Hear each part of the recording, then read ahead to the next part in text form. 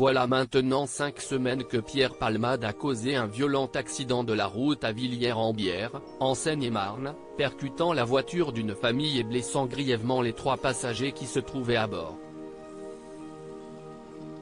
Comme on l'apprenait peu de temps après le drame, l'acteur de 54 ans conduisait sous l'emprise de la cocaïne. Il sortait de 3 jours de consommation de stupéfiants sans dormir, précise même BFM TV. Il faut dire que l'acolyte de Muriel Robin a toujours eu une relation particulière avec la drogue. Il aurait commencé à être dépendant très rapidement au début de sa carrière, comme l'a affirmé l'un de ses anciens amis, ce jeudi 16 mars, dans les colonnes du magazine Nous Deux. Dès qu'il avait fini son spectacle, il fallait partir tout de suite pour aller vite faire la fête. Donc, pas question de séance de signature, rien.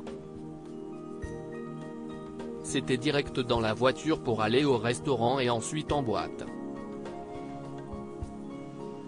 Et ce, dès fin 1989, début 1990, a commencé par expliquer cette source anonyme, qui a été très proche de Pierre Palmade dans les années 1990. Et il a très vite été accro à la drogue.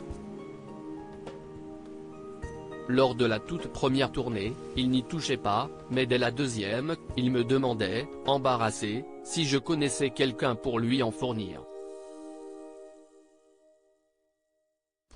Et ça s'est amplifié avec le temps, a-t-il ajouté. Pierre Palmade, Muriel Robin, Michel Larocque, Véronique Sanson. Les femmes de sa vie et la coke, si est ce qui le faisait tenir. L'homme s'est également souvenu d'une fête dans une boîte de nuit belge qui avait fini par durer 3 jours. Il avait lancé un concours de celui qui allait rentrer le plus tard.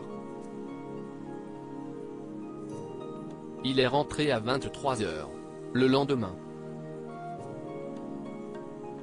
On allait alors dormir quelques heures et on recommençait. 72 heures, ça a duré. La coke, c'est ce qui le faisait tenir.